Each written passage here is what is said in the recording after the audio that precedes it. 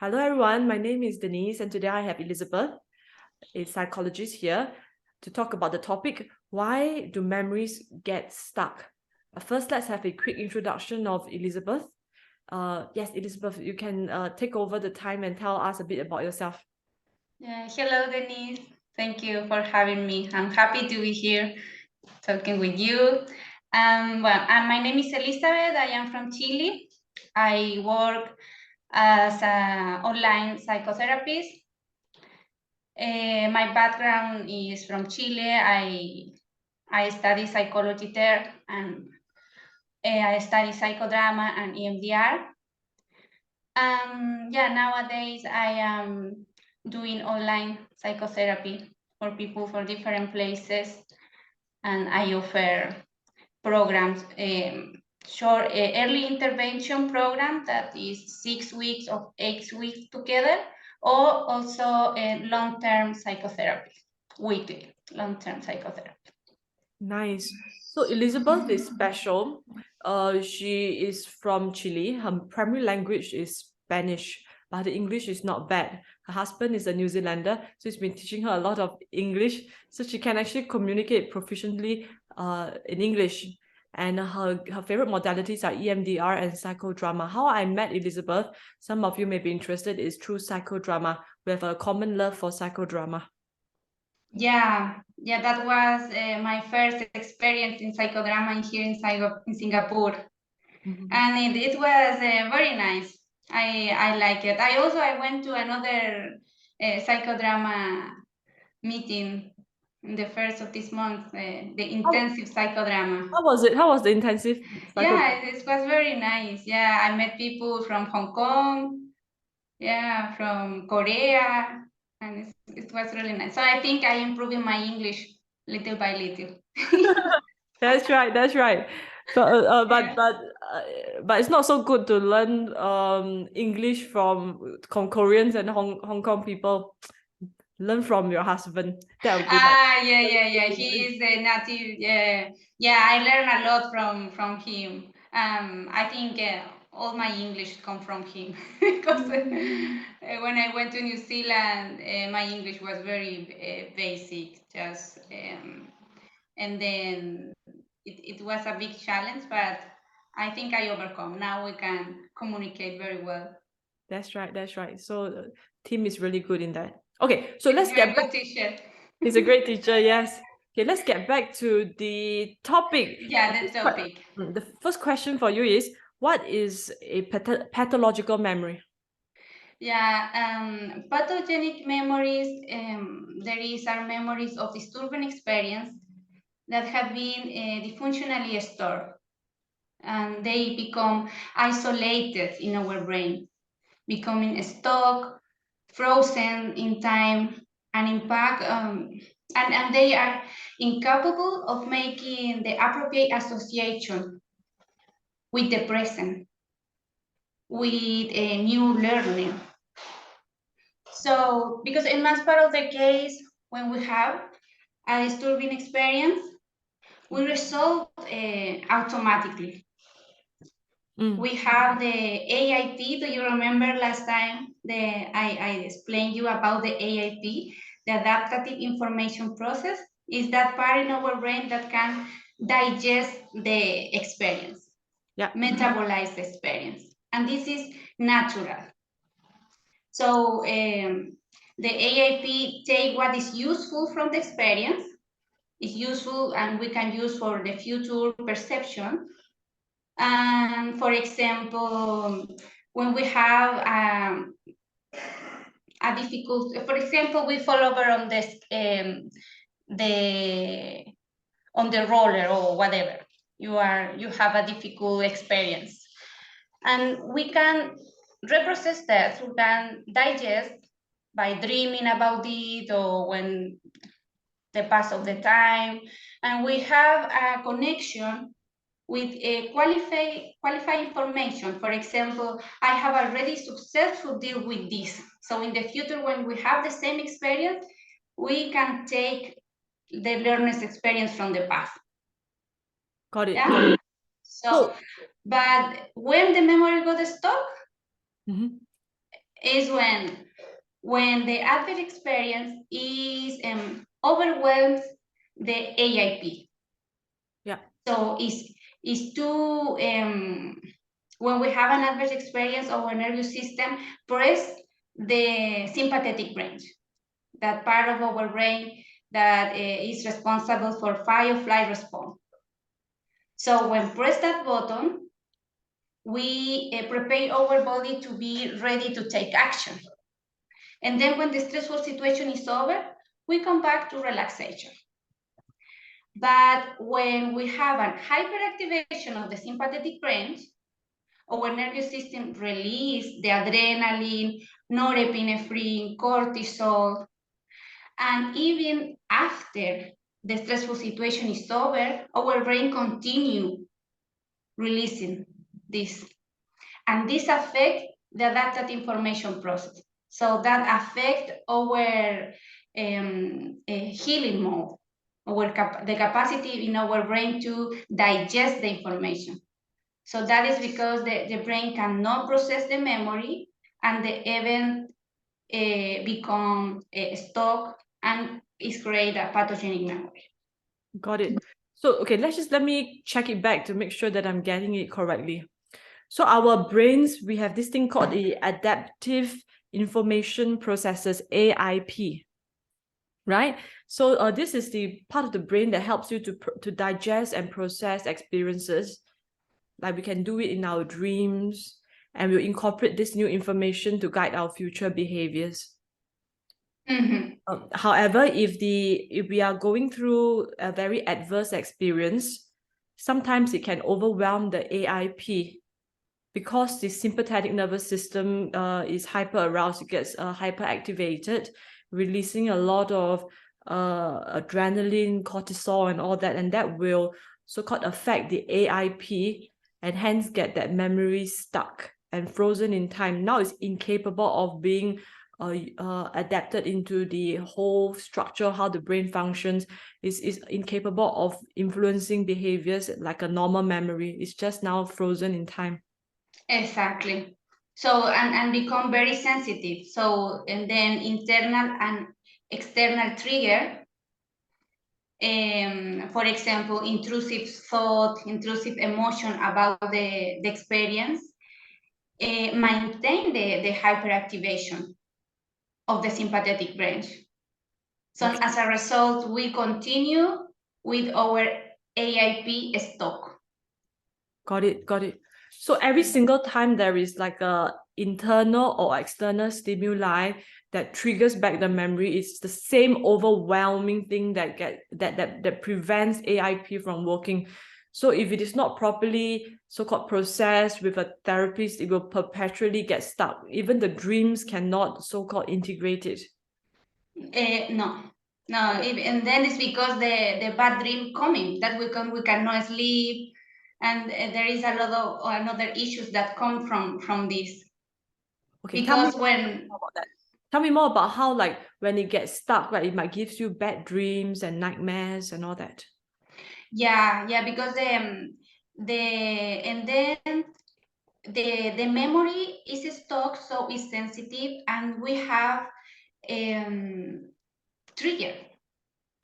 Trigger, internal trigger. For example, our thought about the situation. I am a failure. I am, I don't know. I am not lovable. I don't belong to here. Oh, it's depending on the topic. But we have thoughts about that, and this become trigger. We have also intrusive emotions, suddenly overwhelming sadness sensation. These continue altering the AIP, so a new pathogenic memory are linked to the previous one, and then a pathogenic memory network is created because they become like it's like a glue. So one go with other and make a big neural connection. And this neural connection is reinforcing the negative sense of self, the negative sense of others, so, and the circumstances. Okay. So let me just do another fact check to make sure I'm hearing this correctly. You don't even need an external trigger. Sometimes it could be an internal trigger, like a thought. A thought could be a core belief like I'm a failure, I do not belong, I am not lovable. Or maybe just a feeling, a feeling which is of overwhelming sadness. Then and maybe associated with something, maybe even an external stimuli, something you experience during the day. So that will link up. Let's say if I'm a failure and you experience something similar to I'm a failure, that might trigger that thought during the day. So all these memories get stored in a pathological memory network, where all the I'm a failure memories are stored in that particular part of your memory network. And they all trigger the same core belief, maybe I'm a failure. Is it something like that? And then that makes you have a very negative sense of the world, or negative sense of people, negative sense of yourself. Yeah, because this memory network make this memory network start growing. So with a new experience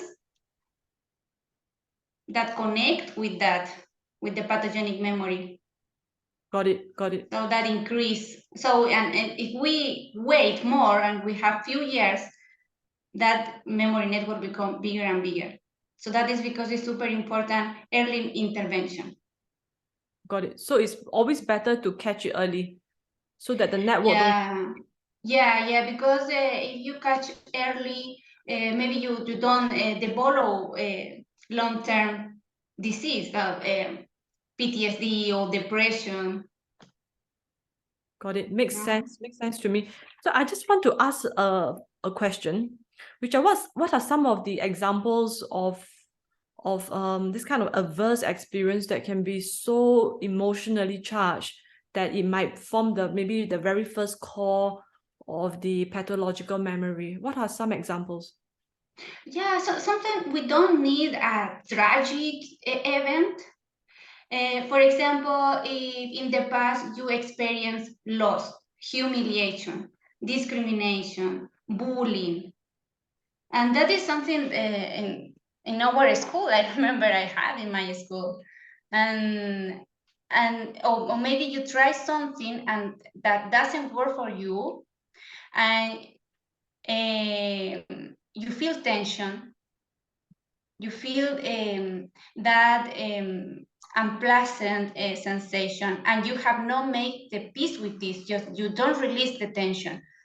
Your body and mind do not experience resolution, and keeps that energy trapped. So I think it's true that the past doesn't determine the future, but if we have no clean that memory network, if we have no time to release all that hyperactivation, we live incomplete biological response, freezing in time. So this energy remain fixed in specific neuromuscular patterns.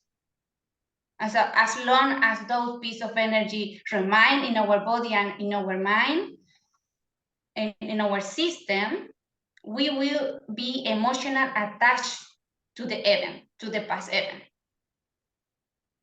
Got it. So, yeah.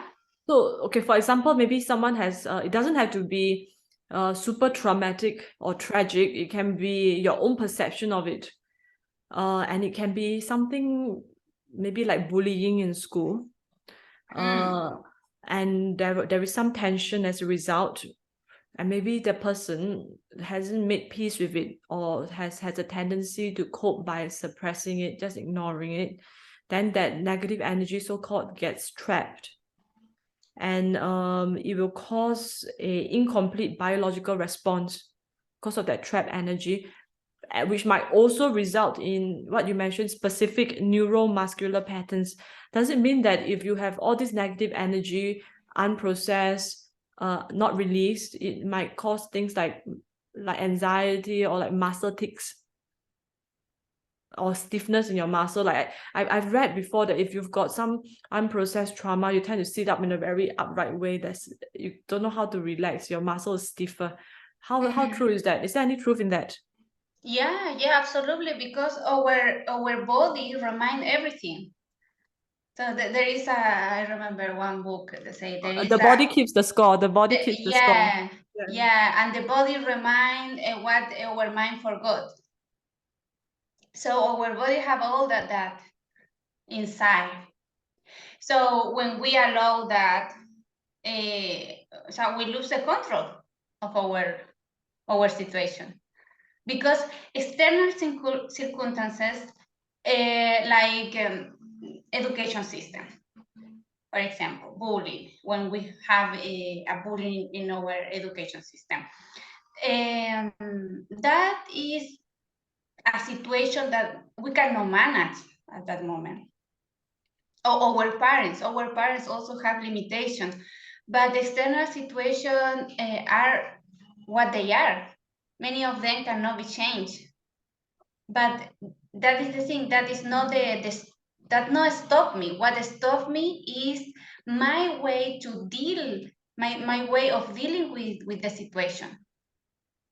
For example, when we avoid the circumstances, or when we hand over power to other people, or we blame others without seeing ourselves, that made the matters worse. That is what's worsening the situation. However, when we assume the responsibility for self-discovery and we working in ourselves, everything changes. So that is my goal. I promote this, like working ourselves. It is when we can clean up the consequence of the situation. So we remind, it's not the situation, we remind, we have to clean up the consequence that remain in our identity as a result of the event.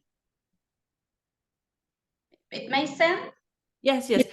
I think what you are trying to say is that external situations are what they are, and it doesn't pay trying to control things that are out of your control. But there are still some things that are within your control. It's good to assume responsibility, to work on self, and to clean up the consequences, especially maybe faulty core beliefs regarding self.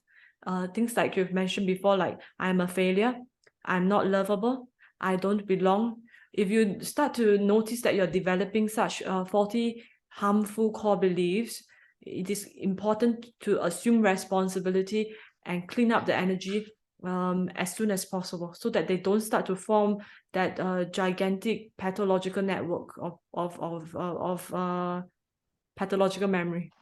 Is this Yeah, yeah, pathological memory network. Yeah, because I think we all have wounds. Yeah, like a part that we have to work on. I think I am also in that. I think it's a constant job. And sometimes you can do it in your own, and sometimes you need help because it's not very easy to identify. So, but I believe that if we work in our wound, everyone can have better quality of life. If we work in our unfinished issues. That's right. I like what you said about everyone has wounds, has unfinished issues, and that sometimes it's not so easy to process it on your own, and you might need help. That's right. Exactly. That is the idea. Help our brain to digest what he couldn't do it in its own. Got it. So, Elizabeth, my question for you is like, how do you, as a psychotherapist, deal with someone when they come in to therapy presenting with some form of stuck memories? Yeah, the first step is explain the client the importance of feel, even if it's painful, we need to feel in order to heal. Because most part of the time we want to avoid. So we start by looking at the trigger event in the present. So that can be one or can be multiples, depending on the client. And we separate in cluster because the important is identify and put name to the memory network. So we can talk in the same language with the client. For example, we want to work in abandonment issues. So we find the abandonment feeling in your body because the somatic component is super important here. So and then when we are in the same page with the client and we find, and then we're going to find the first memory because the symptoms are stemming from memory, are bases, yeah? We understand from the AIP, we understand that the symptom is coming from pathogenic memory. So now the work, after find the trigger event, we identify, we have to discover the first memory. So we identify the glue of the pathogenic memory. Yeah. So by asking the client, asking you, all that experience that you have, where do you feel it in your body? What emotion are linked to you? What emotion are linked to what you feel? So this is the first step. And when we find the spider web, the glue, the clinical work begins. And depending on the clinical condition of the client, we create a treatment. Nice. So, okay, what I'm hearing is that we need to first feel in order to heal. So the first step is to get clients to be comfortable enough and to be brave enough to feel the painful feelings, right? It's like in this case, it's like when you go to the dentist and you say, we're going to work on reduce the inflammation before go to the infection. Something like that. So in this case, the inflammation will be the hyperactivation of our nervous system.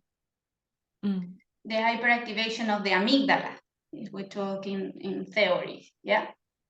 So we reduce that, we warm up the nervous system in order to help the client to keep the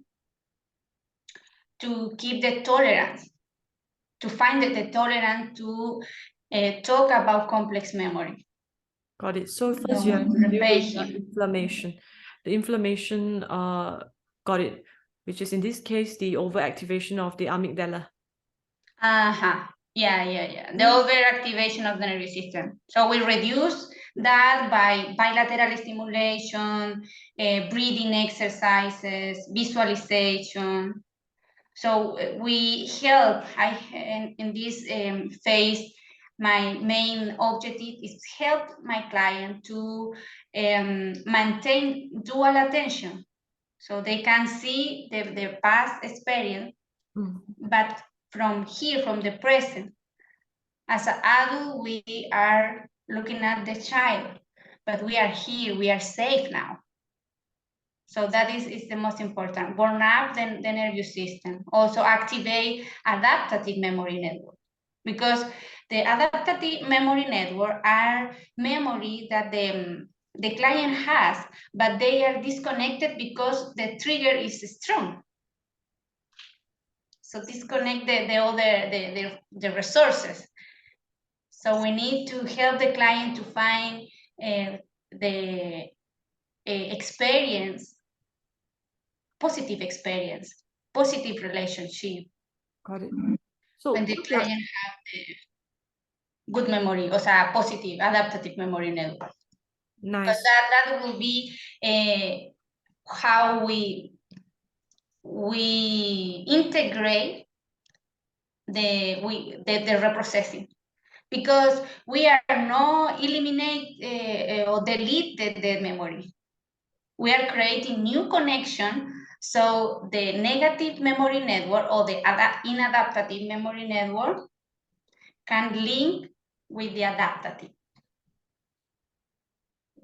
You understand?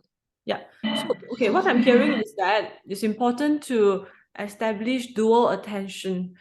And for me, I think dual attention means to create some distance so you are no longer re-experiencing the adverse memory or that trauma. You're no longer in the first person, but you're observing from some distance. That's dual attention. And then that will help to not hyperactivate the sympathetic nervous system, so that the adaptive memory network or the adaptive information processes can come in to integrate that stuck memory. Is that what you're saying? Mm-hmm. So for that, you said that you can do the bilateral stimulation, can do breathing exercises, just to help them gain, maybe start like using body actions, right, to overcome the inflammation. Would that be correct? Yeah. To reduce the activation by the time we find adaptive memory network, we also find compensation zones. Is when the client, because we all have bad experience in our life, but we also overcome in our own. And that is super important. And sometimes we cannot see that. We cannot see our strength because the trigger are so strong, so we cannot see our own resources. I like that because it reminds me of all the more postmodern modalities like as a solution-focused brief therapy, choice theory, that actually has such a strong element of drawing out memories, where there is a self-overcoming of trauma or mastery from overcoming something on your own. So I think that's what you mean by adaptive memory network, drawing out memories where you went through something similar but managed to have your own internal resources to overcome it. So if you can link that adaptive memory network with the one that is pathological, that will give you remind you of the internal resources that you already have to overcome that pathological memory. Yeah, and we can create a connection with that isolated memory, because that happened. The pathogenic memory is isolated, and that pathogenic memory that can link with another pathogenic memory. But when we create another connection, we can help that to come here and integrate to the other memory networks, and then we can also connect with new experience, with new learning experience. Because the idea here is, when we do that connection, we can change the story. We can forgive the story of failure that we tell ourselves, or the resentment that we have with the world or with people. So we can clean that energy, releasing it, and taking the learning, because everything we have in life, all the experiences have a lesson, have a hidden treasure. So the idea is to stay with the treasure, stay with the good part, with the learning, and release all the emotional tie. Got it. You know, there's one question that I really like to ask in the counseling room, is that I will start like this. The setup would be like, do you know, sometimes the most painful experiences teach us the best lessons? So what are some things that you learn from this very painful experience? So I think that's a way to ask it in a very left brain cognitive way. But EMDR has a special way to do it without having to ask a cognitive question. But I feel that the concept might be the same. Yeah, because in EMDR we do all the preparation before. the preparation, the cleaning also with the bilateral stimulation. We clean, that means that we desensitize the nervous system and reprocess the experience. So that means that it's less vivid in our brain. Got it, got it. And when we do that, the memory become more, how you say, sensitive to be changed. Okay, so in the past, it tends to be frozen in a very rigid state. But after doing that cleaning up and that bilateral, it becomes more pliable so that you can change it and form and try to connect it with the adaptive memory network. Yeah, that is the preparation. In the beginning, we release the inflammation, we release the activation of the nervous system, and then we activate the positive memory network. So when we work with the pathogenic memory, we already have the preparation, you know? So, and then when we, in the reprocessing, we bring one memory from the long-term memory, from the past, to the present. And when we do that, the memory become more permeable. So then we can do the connection with the preparation that we have done before. Okay. I like the word permeable. I use the word pliable, but I think permeable would be a better word. Moldeable will be in Spanish, but I don't know how to say it. But you understand the idea, right? It's that's like right. More just now or easy to be changed. Mm. Normal is more simple word. Easy to be changed. Okay. And then you said that, okay, the next step, okay, I think we have really covered that. You have to identify the present trigger event and then also find the separate clusters and name the memory network accurately. Why is it important to name it accurately? Because we need to be on the same page with the client. And sometimes the client have a lot of triggers. And these are not the same. So if we work with rejection, it's not the same. I don't know, with another, I don't know, a rejection or abandonment. Is another. Maybe can be similar, but they not necessarily are the same topic. So the memory network are different. So we need to be in the same page with the client. So we want to work in all the memory that make you feel the sensation of abandonment. Got it. I want to tell you something interesting that I observed lately. I was working with this gentleman using psychodrama. Okay. So as he was, I think he received some EMDR therapy because as he was trying to assess a memory, he kept telling me, oh no, this is different, it's different. This is the abandonment one. It is not the failure one and all that. She's trying to name his own pathological memory networks. But I told him, no, don't have to be so specific. Just think about a memory that is very emotionally charged because psychodrama is less so-called clear in the naming. One particular traumatic memory might have many so-called different, might be charged with abandonment, failure, social isolation, many different, if I use schema therapy, many different schemas nestled in one, and you don't really have to name it because it's quite right brain. But I noticed EMDR has trained him to want to name it very accurately. Can you shed some light on that? Yeah, I think it is important to be in the same page with the client, because when we sometimes we are working in one thing and the client is that happen also. Sometimes client can know, for example, if you ask that question, remember all that experience, where do you feel it in your body? And then the client say, okay, I feel in me belly. Yeah, I feel in me belly. Okay, and what is the emotion that resonate with that? And the clients don't know.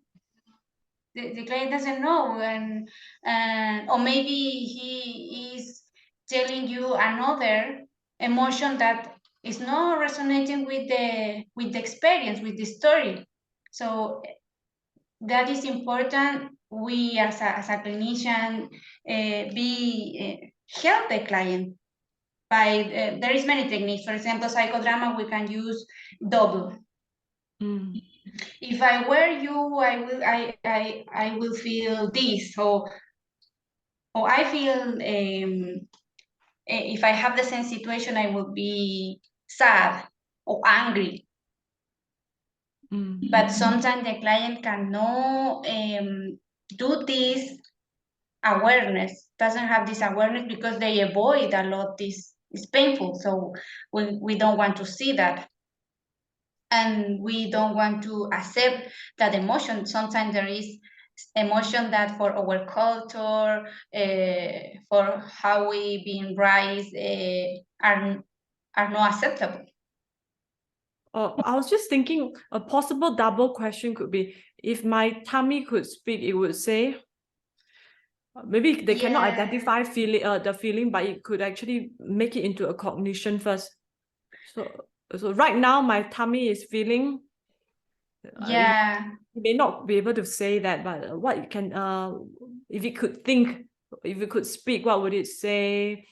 Or if it's doing an action, what is it doing? Or maybe I might even draw out metaphors.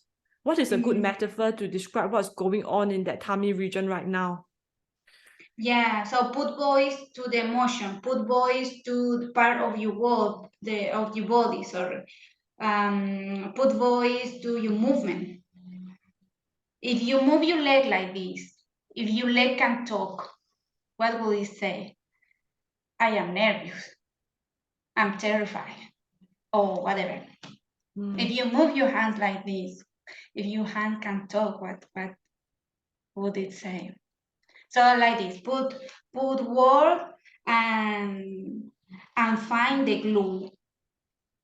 And talk the same and be in the same page with the client. That is because for me it's super important doing cluster. Clusters. Cluster. You know yes, cluster? Yeah. So how do you do it? Cluster with the topic. You complete one cluster. Let's say you go through a few sessions just focusing on abandonment first, then you move on to maybe the failure cluster, or do you jump between? No. We finish one. We face one and then we go to the other.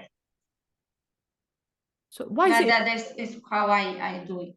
Why is it important to finish one cluster first? Will the client get quite confused if you jump in between, like today I'll do this, then next session I do failure, then go back to abandonment, then go back to social isolation, loneliness? You know, if you jump around, what is the not so good effect of that? Yeah, because it's confusing and we don't finish the channel. Because the idea is clean the channel related to this topic, and we have a method because we have age phases. And the idea is we finish the age phases. And then when we finish that, we can create a future temple. Create a future what? Future temple. Okay. Is okay? Is okay my pronunciation?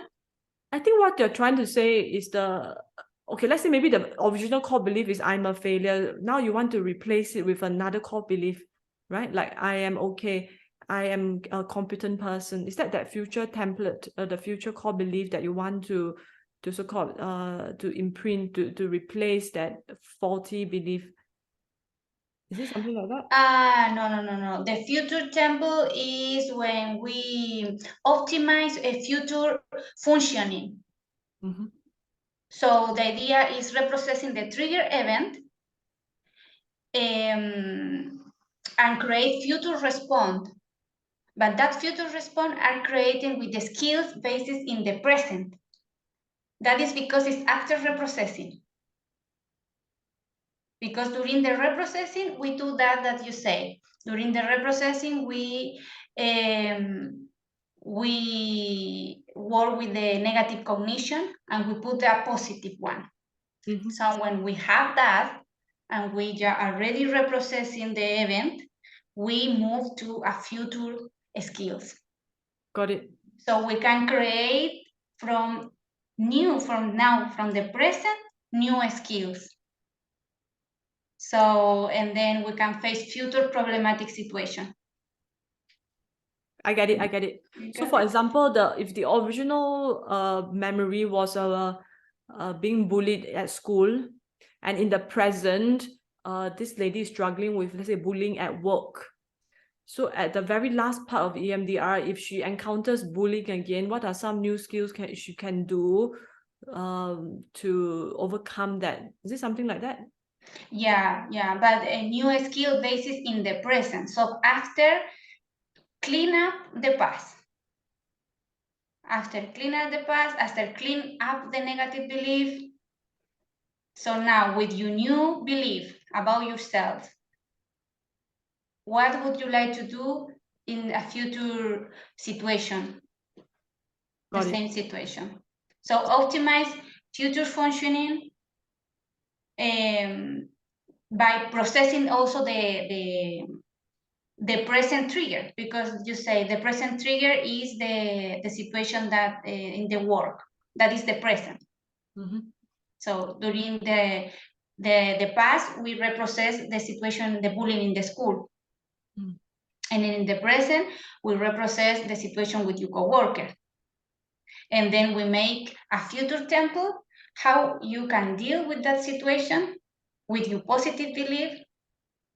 So base it in the present now as an adult.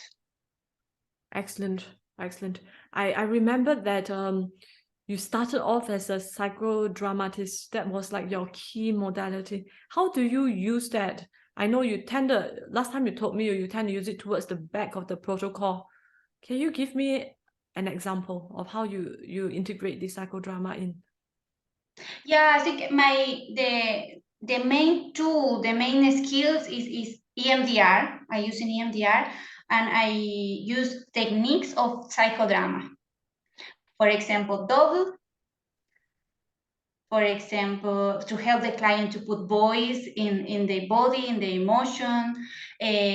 Also reversal role to help the client to activate the memory. Because we need to, like I told you before, we need to feel. So to feel, in order to feel, we need to activate the memory, activate the bad experience, so we can be seen from outside. Also, during the preparation, we can use psychodrama as well. For example, for exploring relationship within your emotion or part of yourself. So we can understand your inner system. You can understand your inner system. So I'm helping you to understand your inner system and the activation. For example, I don't know,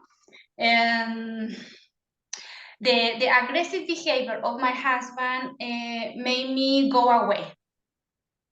And when I go away, that activate in him fear of abandonment.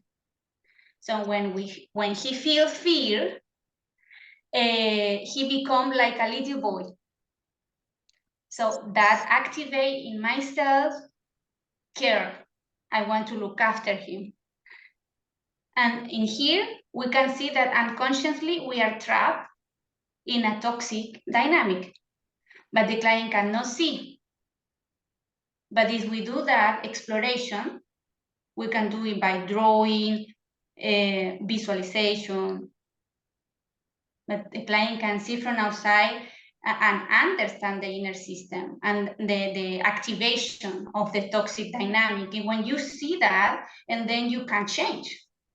Because the first step is be aware, right? Awareness of what is going on. And then I can have a different reaction. I can have a different response.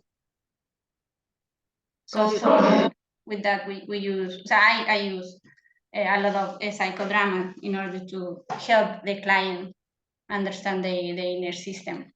Yeah, I think I like inner system. There's this word that I learned recently from reading the sociometrics book. This one I'm going to show you. This book. Yeah, you also have. You get this book? Yeah. The Shamini was selling it. Yeah. She brought it in and so I was reading this book about social atom, about your own inner system. So I think using role reversal Social atom, yeah. to be the different members of your social atom and to stand in that shoes, to have empathy for the different members in your expanded reality can really help you to get a fresh perspective, to really it's like a root you in the Yeah. and And give I you have empathy. my social atom here. This is So my social atom from the activity last time. that's so Yeah, it's very nice to, in order to see from outside, and again come back to our power, because when we see and we understand, we can create the solutions, and we cannot have a solution if we don't understand. that's right. That's right. So okay, we've been talking for a while now, and we've learned so much about how memories get stuck, what is pathological memory, what is adaptive information processing, and then the good one, the adaptive memory networks, how to draw them, link them to the memories that get stuck, how to digest stuck memories, and how to assume responsibility and work on the self, right? And the use of psychodrama techniques in the EMDR protocol. So we've learned so much today. What is one word that you want to say in closing to all the viewers today?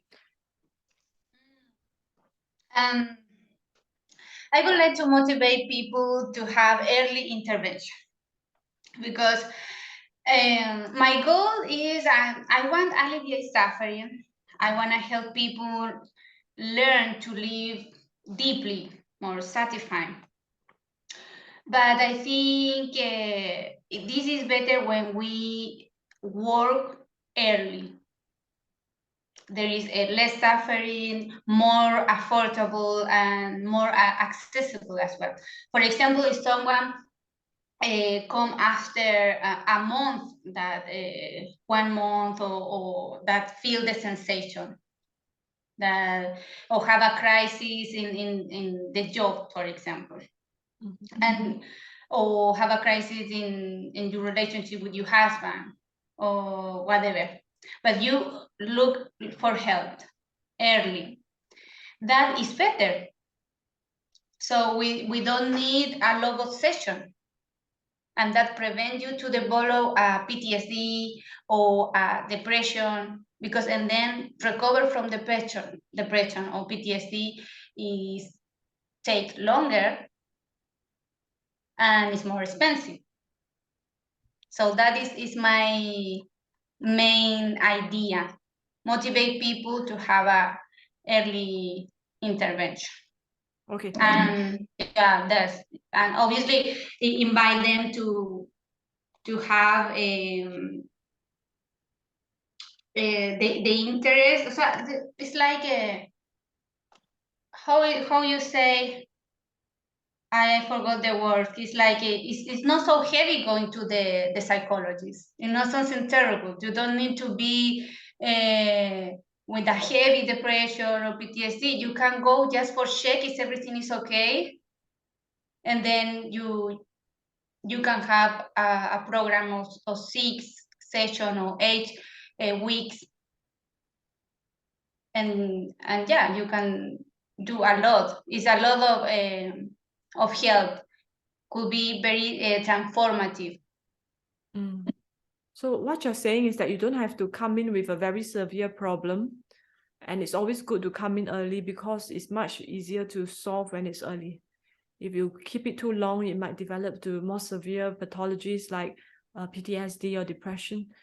But if it's a very fresh adverse experience or trauma, it's much easier to assess and to shift before the pathological memory network grows too big. Yeah, before grow.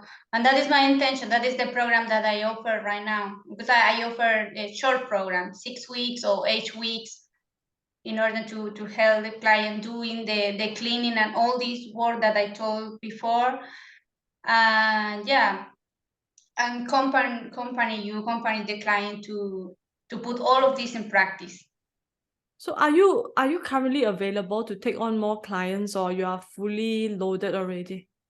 I have available, and now I am doing that methodology, 8 weeks program. Then we work together for 8 weeks, and in session of approximately 1.5 hours or 2 hours, we work on doing all the cleaning, and it's quite transformative. Nice. So are you open to receiving English-speaking clients, or you prefer Spanish-speaking clients? Now I am doing in English as well. Yeah, I started in English. Okay, that's So excellent. it is nice. I think it's a new path in my profession. Because yeah, in Spanish, I have been doing psychotherapy for about 10 years, but now in English, I am pretty new. So I I have a lot of what do you say, ganas. How you say that? A lot of I want to do it. Okay, you are very keen and very eager, very Yeah. to beef up your competency in English psychotherapy. Yeah. So now I am working with clients from Sweden. From Sweden that I met them before when I was living in Denmark. So now we started, and I feel super happy because they are helping me to develop my profession in English, and that is wonderful for me. I can stay with more people. That is my idea. So every day can motivate more people to do this work, alleviate suffering, and feel the sensation of satisfaction and live deeper. That is my goal. Yeah, my observation is that your English has improved quite a bit over just the last few weeks. I'm quite pleasantly surprised, and I'm very proud of you for that. Yeah, it's funny. It's funny when I met the guy from Sweden. He told me the same. He said, "Wow, oh, you improved so fast." But I think sometimes it's very easy, and sometimes I get a little bit struggle. Sometimes, but I don't know. I think it's just practice. But I I am really in the way. I really want to hear you speak some Spanish before we close this. So maybe one last invitation to Spanish-speaking clients. Sí, bueno, los invito a todos a mi programa de 8 semanas, en los cuales les voy a ayudar a limpiar todas aquellas experiencias que han dejado secuelas en su vida, en su identidad, y que en este momento están siendo la piedra en el zapato para continuar. Entonces, los invito a que se contacten conmigo y comencemos nuestro programa y comencemos a limpiar todas esas memorias y crear un futuro nuevo que tú lo decidas. Ya no repitiendo patrones, sino algo consciente. Eso. Okay, thank you so much. Okay, so you'll be heading to New Zealand soon? Yeah, tomorrow. Okay, have a good trip. Have a good trip. And Thank you. I'll catch up with you when you get back. Yeah, we keep in touch also because I will be there for a long time, so we can be doing Zoom video as well. Sounds good. Sounds good. Okay, guys, Yeah. thank you everyone for watching. And if you like this video, just press like, share, and subscribe. Also leave Elizabeth's details below in case you want to contact her for psychotherapy. Thank you so much. Yeah. Okay, Thank you, bye-bye. everyone. Bye.